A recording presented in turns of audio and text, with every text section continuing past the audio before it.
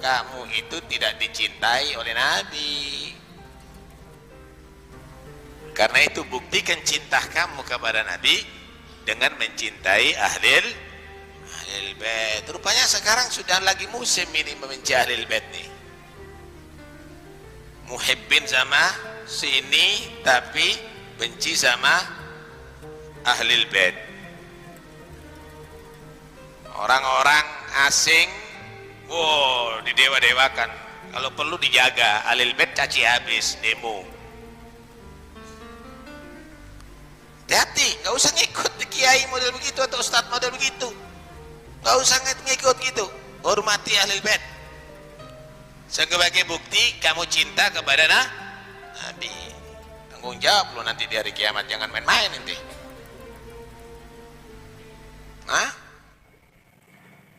Assalamualaikum warahmatullahi wabarakatuh. Apa kabar untuk seluruh penonton video saya kali ini? Kali ini saya akan mengomentari salah satu ceramah doktrin dari Ketua Robito Alawiyah, yaitu Bapak Taufik Assekaf, yang setiap kali ceramah itu tidak lupa selalu mengatakan bahwa Ahlul Bait atau Dzurriyyah Rasulullah itu harus dimuliakan. Barang siapa yang tidak memuliakan Ahlul Bait atau Dzurriyyah Rasulullah, itu ancamannya nanti di hari kiamat. Jadi kalau saya cermati orang-orang yang berada di bawah naungan Robito Alawiyah, yaitu Habaib Yaman, ini selalu memanfaatkan keutamaan Rasulullah, memanfaatkan kemuliaan Rasulullah. Kemudian ujung-ujungnya itu mengaku sebagai Dzurriyyah Rasulullah, mengaku sebagai cucu Nabi yang nasabnya tersambung dan tersoheh di dunia. Dengan pengakuan tersebut, sehingga orang-orang dari Robito Alawiyah itu ngemis-ngemis penghormatan, yaitu minta dihormati. Kalau siapapun yang tidak menghormati dari golongan mereka yang mengaku sebagai cucu Nabi, ini ancamannya di hari kiamat. Dan ini yang akan saya komentari terkait ceramahnya Bapak Taufik Assekaf tersebut. Mungkin Bapak Taufik Assekaf atau Habib Yaman yang berada di naungan Robito Alawiyah ini selalu memakai salah satu hadis yang berbunyi, ala waman mata ala baghdhi ali Muhammadin mata kafiron, ala waman mata ala baghdhi ali Muhammadin lam yasumma raihatal jannah. Hadis inilah hadis pusaka dari orang-orang Robito Alawiyah, yang artinya, sungguh siapa yang mati dalam keadaan membenci keluarga Muhammad Shallallahu Alaihi Wasallam, maka ia mati dalam keadaan kafir. Sungguh siapa yang mati dalam keadaan membenci keluarga Muhammad Shallallahu Alaihi Wasallam, maka ia tidak akan mencium harumnya surga. Hadis ini hadis jimatnya orang Robito Alawiyah untuk mendoktrin muhibinnya, atau untuk mendoktrin siapapun yang masih bisa didoktrin oleh golongan mereka. Namanya orang Robito Alawiyah ini tidak mau mencari hadis pembanding agar bisa memaknai hadis tersebut dengan makna yang sebenar-benarnya, tetapi memang nampaknya sengaja memanfaatkan keberadaan hadis tersebut sebagai alat untuk mendoktrin orang-orang pribumi Nusantara.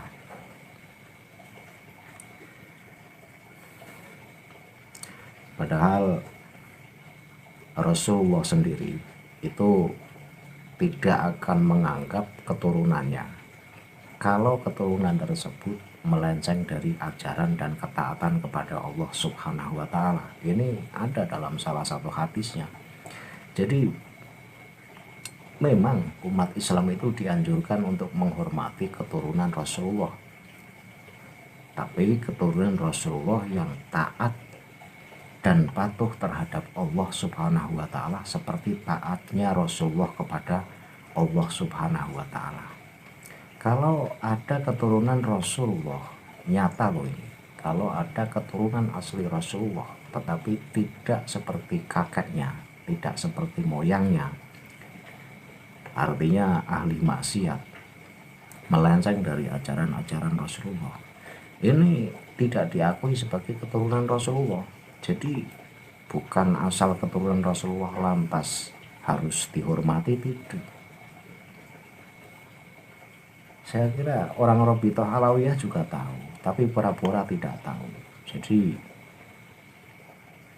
di mana ada hadis yang bisa dijadikan alat untuk mendoktrin, hadis itu digembar-gemborkan ke sana kemari buat nakut-nakutin orang awam, buat nakutin orang yang masih takut dengan doktrin-doktrin dari mereka.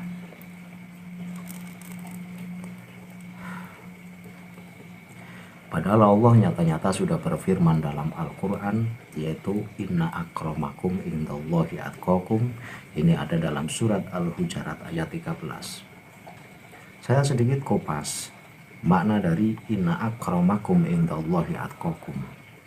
Kalau Bapak Taufik Al-Sekab itu ahli ilmu nahwu, tentunya akan paham bahwa lafaz akroma itu didahului dengan kata inna yang di situ sebagai sebuah kata penguatan, yang artinya sesungguhnya orang yang paling mulia di antara kamu di sisi Allah ialah orang yang paling bertakwa di antara kamu. Ini inna akroma, jadi kata akroma didahului dengan inna. Jadi firman Allah ini benar-benar nyata, artinya sungguh orang yang paling mulia di antara kamu di sisi Allah ialah orang yang paling bertakwa di antara kamu, bukan orang yang mencintai keturunan Rasulullah. Jadi jangan mendoktrin seakan-akan ajaran Islam itu umatnya merasa aman, umatnya itu bisa selamat, bisa masuk surga hanya cukup modal mencintai keturunan Rasulullah, tidak pandang apakah amal perbuatannya baik atau buruk. Ini enggak adil, ini enggak fair. Kalau ajaran Islam semacam itu, ini enggak adil. Bahkan dalam salah satu hadis Rasulullah bersabda, ya ayyuhan nas ala inna rabbakum wahidun wa inna abakum wahidun ala la fadla li arabin ala ajamin wala li ajamin ala arabin wala li ahmaro ala aswada wala aswada ala ahmaro illa bittaqwa ubalihtu qalu balahu Rasulullah, yang artinya wahai sekalian manusia, ingatlah bahwa Rob kalian itu satu dan Bapak kalian juga satu, dan ingatlah tidak ada kelebihan bagi orang Arab atas orang Ajam, tidak pula orang Ajam atas orang Arab, tidak pula orang berkulit merah atas orang berkulit hitam, dan tidak pula orang berkulit hitam di atas orang berkulit merah, kecuali atas dasar ketakwaan. Apakah aku telah menyampaikannya? Mereka menjawab, Rasulullah telah menyampaikannya. Jadi melihat hadis ini jelas bahwa orang yang paling mulia adalah orang yang bertakwa, dan orang yang bertakwa pasti orang yang berilmu. Jadi orang yang paling mulia di hadapan Allah adalah orang yang berilmu. Dalam hal ini berarti ulama, bukan orang yang mencintai keturunan Rasul. Jadi orang yang paling mulia adalah orang yang berilmu, bukan orang yang mencintai keturunan Rasulullah. Jadi jangan mendoktrin, jangan menyelewengkan ajaran-ajaran Islam yang sebenarnya. Kasihan mereka yang baru belajar Islam, mereka yang tidak tahu, pengen jadi muslim yang benar, salah nyari guru, didoktrin, laki-laki didoktrin. Hadis ini ada dalam kitab Sahih, diriwayatkan oleh Imam Ahmad nomor 23.489.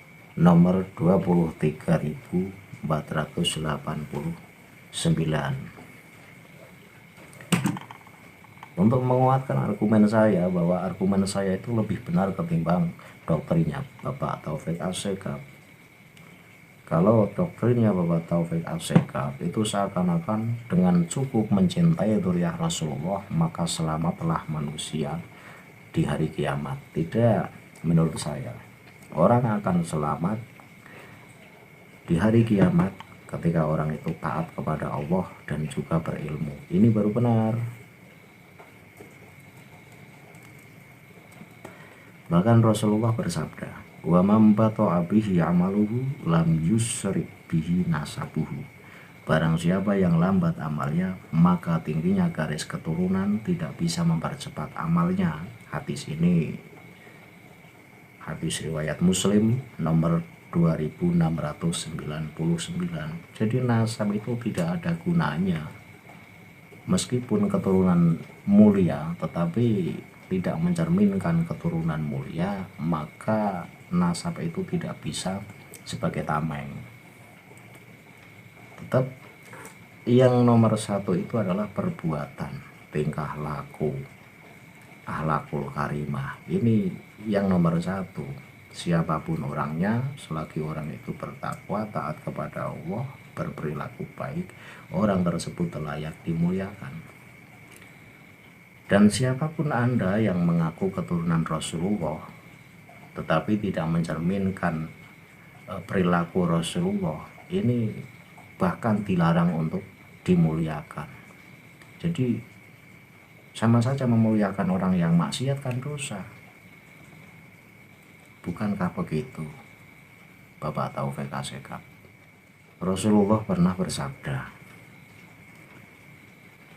ya Bani Abdi Manaf, istaru anfusakum minallah. Ya Bani Abdil Muttalib, istaru anfusakum minallah. Ya Zubair ibnil Awam, ammata Rasulillah sallallahu alaihi wasallam. Ya Fatimah binta Muhammad, istariya anfusakuma minallah, la amliku lakuma minallah syai'an, salani memali masituma. Yang artinya, wahai Bani Abdi Manaf, belilah diri kalian dari azab Allah. Wahai Bani Abdil Muttalib, belilah diri kalian dari azab Allah. Wahai Zubair bin Al-Awam, bibi Rasulullah.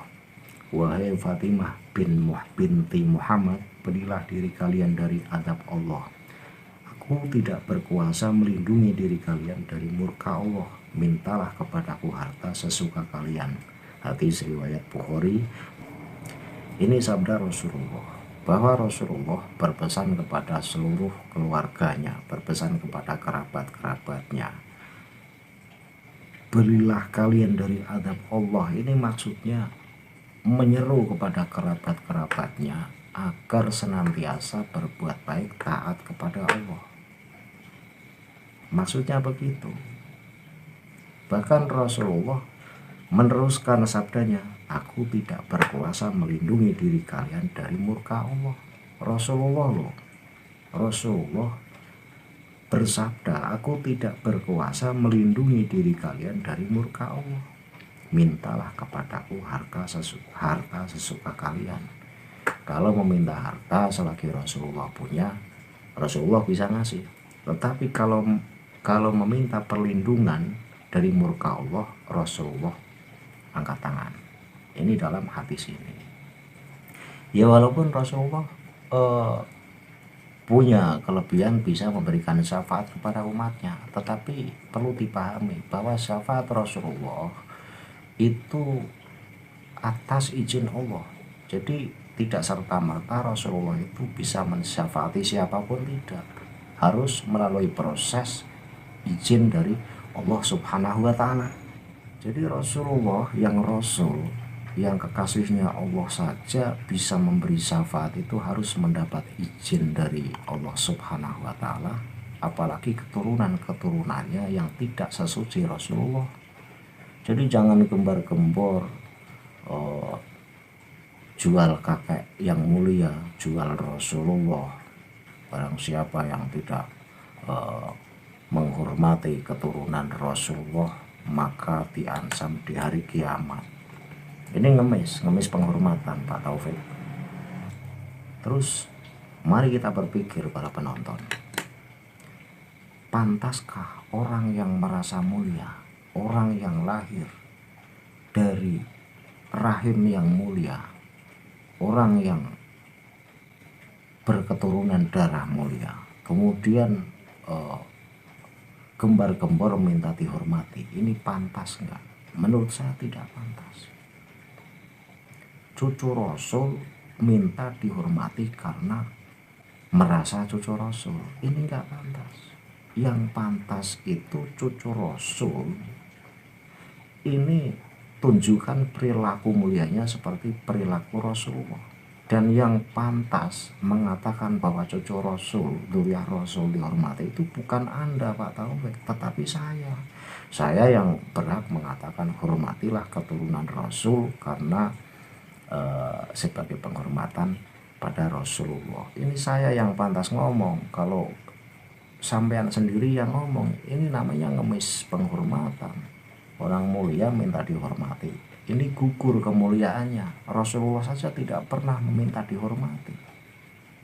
Berarti Anda menyimpang dari ajaran Rasulullah.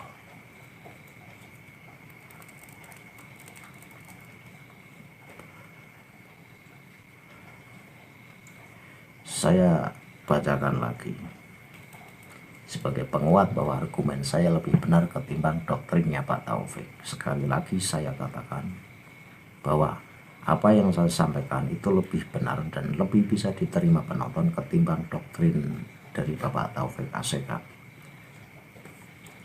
Dalam sebuah hadis yang diriwayatkan oleh Kasir bin Qais, Rasulullah Shallallahu Alaihi Wasallam bersabda, Innal ulama warasatul anbiya, bahwa pewaris Nabi adalah ulama.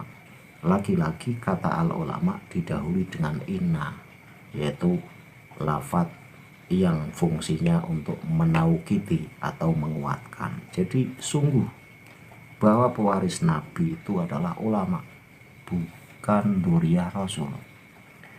Dzurriyyah Rasul itu bisa menjadi pewaris Nabi dengan catatan harus berilmu.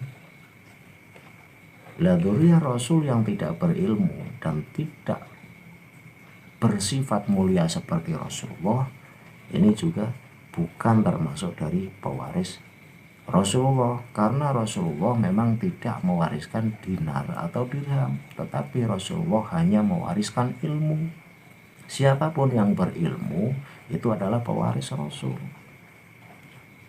Dan keturunan Rasul pun yang tidak berilmu itu tidak dianggap sebagai keturunan Rasul.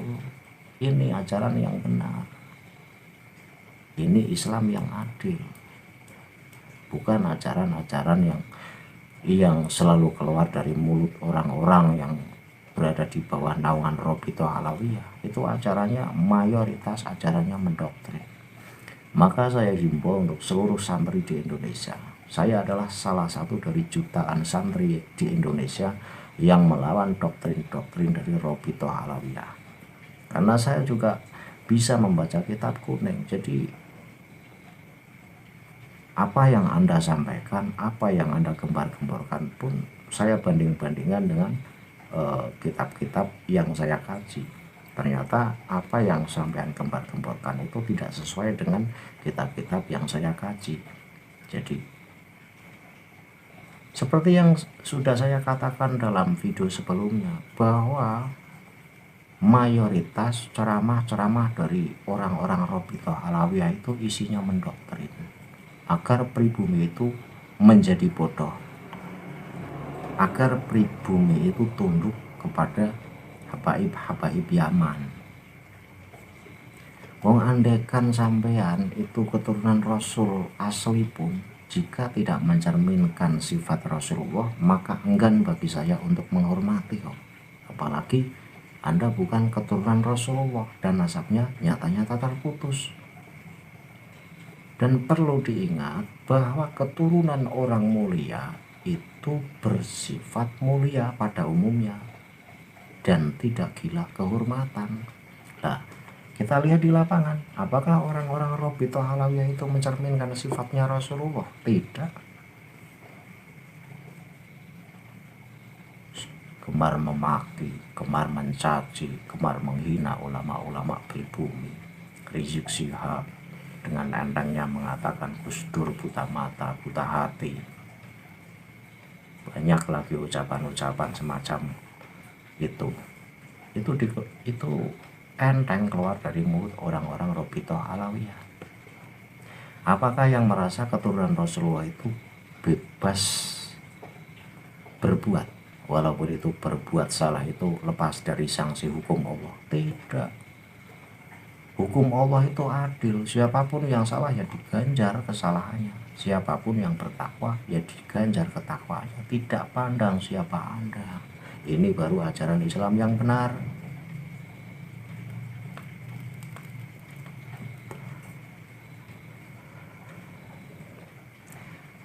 Saya kutipkan lagi ayat Al-Quran untuk menguatkan bahwa komentar saya ini lebih bisa diterima penonton ketimbang doktrinnya Bapak Taufik atau doktrin-doktrin yang muncul dari kalangan Robitoh Alawiyah. Saya kutipkan surat Ibrahim ayat 36, yaitu faman tabi'ani fa inni minni. Barang siapa yang mengikutiku maka orang itu termasuk golonganku. Artinya Nabi Ibrahim tidak memandang siapapun orangnya. Selagi orang itu mengikuti Nabi Ibrahim, maka orang itu termasuk golongan Nabi Ibrahim.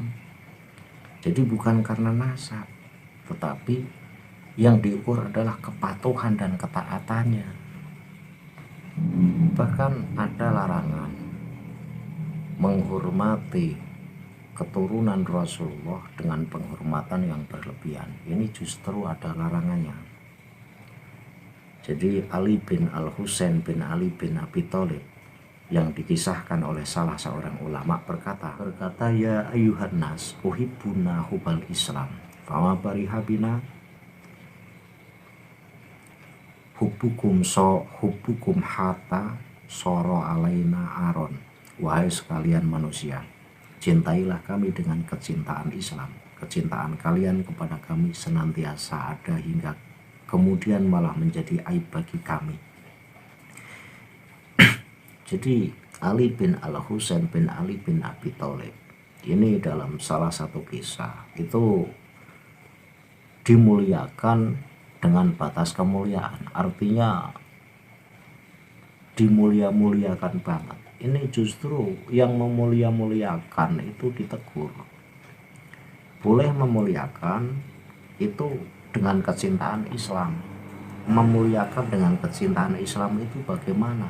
Ya karena orang yang dimuliakan itu memang layak dimuliakan karena tingkat ketaatan seseorang kepada Tuhannya, bukan karena nasabnya. Nah, lebih-lebih orangnya taat kepada Allah, taat kepada ajaran Rasulullah, dan nasabnya pun mulia. Ini akan menjadi nilai plus. Intinya ajaran Islam itu adalah ajaran yang adil, ajaran yang tidak pandang bulu. Siapapun pelaku dosa maka akan menanggung akibatnya, dan siapapun yang berbuat baik maka akan mendapat ganjarannya. Itu ajaran Islam yang benar. Jadi doktrin-doktrin yang keluar dari mulut orang-orang Robitoh Alawiyah ini doktrin sesat.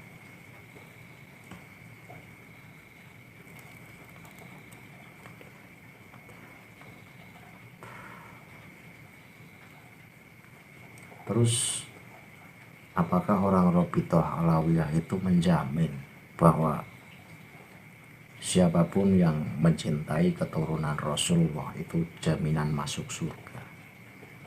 Wong Rasulullah saja tidak bisa menjaminkan seseorang itu masuk surga kecuali atas izin Allah. Saya kuatkan dengan dasar dalam salah satu ayat kursi, yaitu mangdalladzi yasfa'u indahu illa bi'izni. Artinya seseorang itu bisa memberikan syafaat terhadap orang lain kecuali dengan izin Allah Subhanahu wa ta'ala. Jadi wal hakikat yang punya syafaat itu Allah Subhanahu wa ta'ala, dan Rasulullah itu punya kelebihan mengajukan proposalnya. Ini penjelasan yang mudah dipahami. Jadi Rasulullah itu pemegang proposal, bisa mengajukan proposal kepada Allah untuk memberikan syafaat terhadap orang yang beliau Rasulullah kehendaki. Jadi Rasulullah tidak bisa memberikan syafaat terhadap umatnya sementara Allah tidak memberi izin atau tidak meridhoi. Ini Rasulullah, apalagi keturunan Rasulullah. Yang sesuci Rasulullah saja tidak bisa memberi syafaat seenaknya, harus nunggu izin dari Allah Subhanahu wa Ta'ala dulu, terlebih keturunan Rasulullah. Bukankah begitu? Jadi jangan merasa punya tameng bahwa saya itu keturunan Rasulullah, lantas saya itu bisa memberi syafaat kalian semua.